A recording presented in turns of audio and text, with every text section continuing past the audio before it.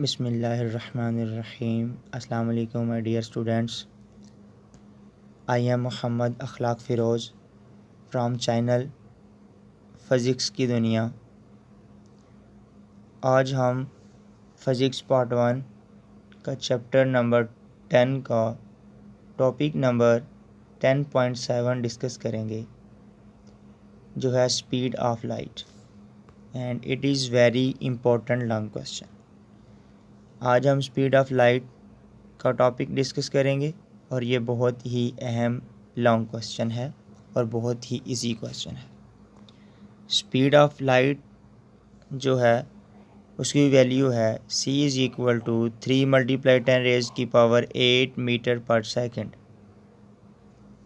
या फिर 3,00,000 किलोमीटर पर सेकंड कि इतनी स्पीड के साथ जो लाइट है वो दौड़ सकती है।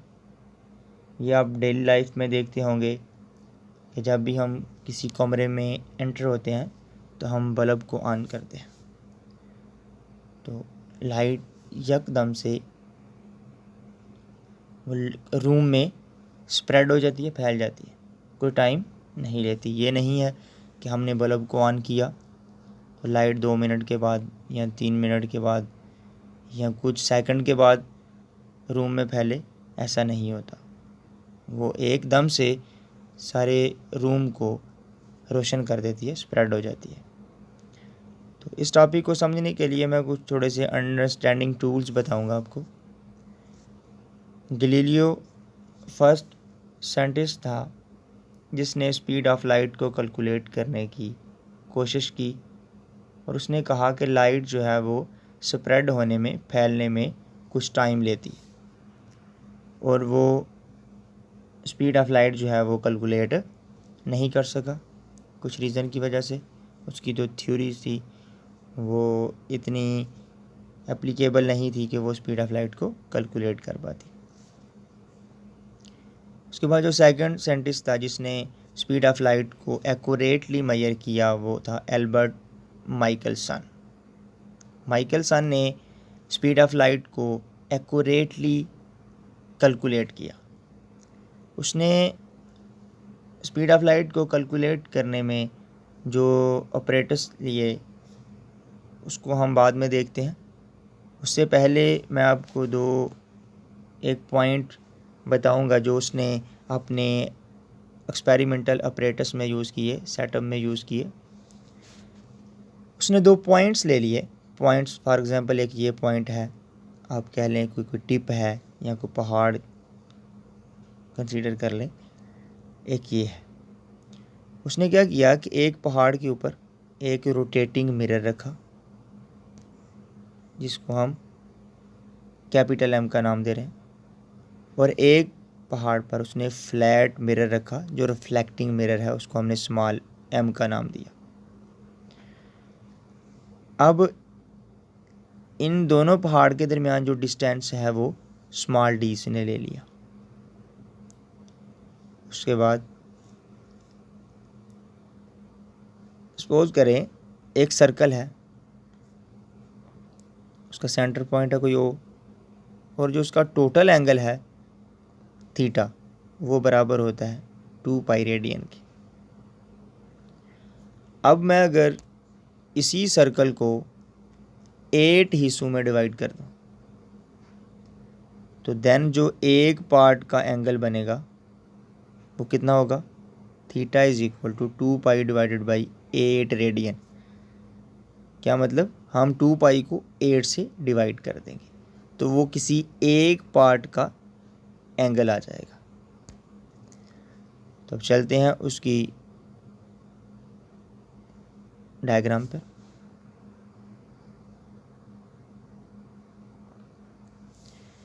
उसका जो एक्सपेरिमेंटल सेटअप था जो उसने माइकलसन ने यूज़ किया अपने एक्सपेरिमेंट में, वो एक था लाइट ऑफ सोर्स, एक उसके पास रोटेटिंग मिरर था जो एक पहाड़ की मतलब या किसी पॉइंट पे उसने रखा, और दूसरी तरफ रिफ्लेक्टिंग मिरर है, फ्लैट मिरर, वो रखा, और इन दोनों के दरमियान जो डिस्टेंस है वो d है।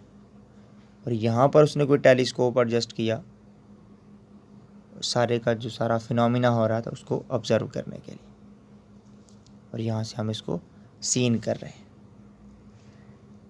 अब क्या होगा, इनिशियली जब मिरर एम जो है वो रेस्ट पे है तो क्या होगा, लाइट सोर्स से आएगी, वो किसी वन एज पर टकराएगी, और ये जो मिरर एम है वो पॉलिश्ड मिरर, कोई भी मटेरियल है जिससे आपने इसको पॉलिश्ड किया हुआ है, जैसे आप अपने घर के मिरर देखें तो उसके पीछे कोटिंग हुई होती है ना, उस तरह की कहता है पॉलिश्ड मिरर है।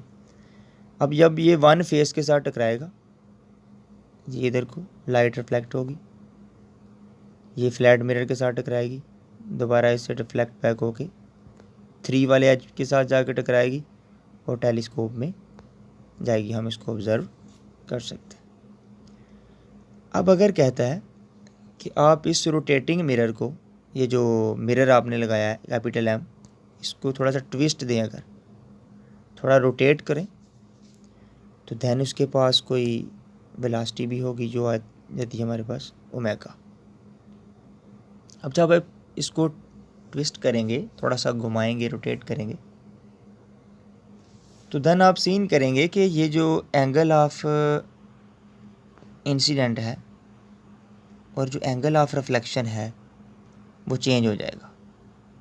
अब लाइट जो है वो ज़रूरी नहीं है कि टेलीस्कोप में ही आके एंटर हो, वो किसी इधर को भी जा सकती है, डेविएट कर सकती है, या फिर इधर को भी डेविएट करेगी, वो टेलीस्कोप में एंटर नहीं होगी। अब उसने इस पॉइंट को या इस डिफ़िकल्टीज़ को ओवरकम करने के लिए ये जो रोटेटिंग मिरर है उसको उसने एडजस्ट किया किसी मोटर के ऊपर, किसी शाफ्ट के ऊपर, और इसको एक मखसूस फ्रीक्वेंसी के साथ रोटेट करवाया। वो रोटेट करवाया कुछ इस तरह से, और उसने 2 टाइम कैलकुलेट किए, एक था लीनियर टाइम और एक था रोटेशनल, एक लीनियर और एक रोटेशनल, जो अभी हम भी कैलकुलेट करेंगे। अब क्या होगा, एक टाइम कहता है जब लाइट इधर से जाके वन फेस पे टकराई, फिर इधर आएगी, इधर से जाके इधर तक, मतलब यहाँ से वन फेस से 3 फेस तक जाने में जितना उसने टाइम लिया उसको उसने लीनियर टाइम कहा। उतना ही टाइम ये रोटेट करते हुए 3 से 2 पे आए, 2 पॉइंट पे आए रोटेट करके, तो ये एक रोटेशनल टाइम लेगा। जब ये दोनों टाइम्स आपस में बराबर हुए, उसने कैलकुलेट किया, जब ये दोनों टाइम आपस में बराबर हुए, उसने अपनी कैलकुलेशन में बराबर लिए, तो देन सोर्स ऑफ लाइट जो था, लाइट सोर्स से आती हुई वन एज पे टकराई, जबकि मिरर रोटेट भी कर रहा था, और वो 3 पॉइंट पे टकरा के सीधी टेलीस्कोप में एंटर हो गई। तो वो जो टाइम है वो अभी हम कैलकुलेट करते हैं। पहले हमने ले लिया रोटेशन, जब वो उसको रोटेट करेगा देन उसके पास कोई एंगुलर वेलोसिटी होगी, omega is equal to theta divided by T. T को आप स्मॉल टी भी ले सकते हैं, T is equal to theta over omega. अब थीटा क्या है वो पीछे हमने अंडरस्टैंडिंग टूल में देखा, वो 2 पाई ओवर 8 के बराबर है, और ओमेगा जो है वो बराबर होता है 2 पाई एफ के, तो बटे में था इसीलिए 1 ओवर 2 पाई एफ लिख लिया। अब 2 पाई से कैंसिल, तो टी की वैल्यू आ गई 1 ओवर 8 एफ, ये आ गया रोटेशन टाइम। उसके बाद linear, as we know that S is equal to V T, इस फार्मूले से हम काफ़ी अच्छी तरह वाकिफ़ हैं, इसके साथ हमारी बढ़िया दोस्ती है। यहाँ पर अगर आप देखें तो एस जो है वो डिस्टेंस है, अगर आप डायग्राम पे गौर करें तो वन फेस से लाइट टकरा कर मिरर तक पहुँची, उसने डिस्टेंस कवर किया डी। जब वो मिरर से टकरा के वापस 3 फेस पर पहुंचेगी, देन भी एक डिस्टेंस कवर करेगी d। इसका मतलब है s आ जाएगा 2d, d plus D is equal to 2d। तो जिस दौड़ के साथ, जिस स्पीड के साथ लाइट जा रही थी वो कितनी थी, c। तो v is equal to c। ये तमाम वैल्यूज़ हम इस वाली इक्वेशन में पुट करेंगे तो हमारे पास आ जाएगा 2d is equal to C T. यहाँ से आप c की वैल्यू अगर कैलकुलेट करें तो 2d डिवाइडेड बाई टी, और t की वैल्यू कैलकुलेट करें तो t is equal to 2d divided by C. एक t की वैल्यू ये आ गई। This is linear time and this is rotational time. अब कहता है कि जब आपका मिरर कैपिटल M रोटेट भी कर रहा होगा तो लाइट फेस 1 पे टकराई, इस मिरर से रिफ्लेक्ट बैक होकर 3 फेस के पास गई, 3 फेस पर टकराई और सीधी टेलीस्कोप में एंटर हो गई। ये कब होगा, जब कहता है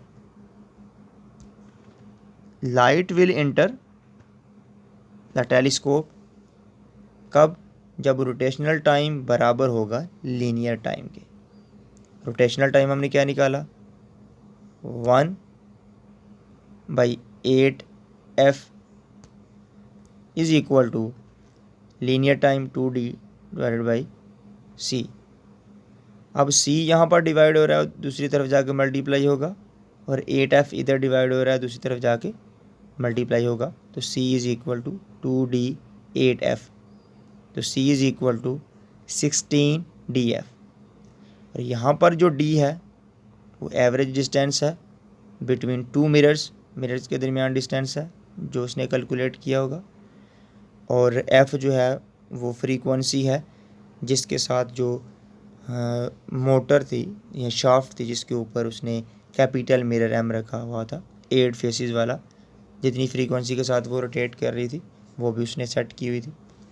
तो जब उसने ये दोनों वैल्यूज़ लगा के 16 के साथ मल्टीप्लाई किया तो c की वैल्यू आई 299792458 मीटर पर सेकंड, जो कि अप्रोक्सीमेटली बराबर होती है c is equal to 3 × 10⁸ metre पर सेकंड। तो ये स्पीड है लाइट की।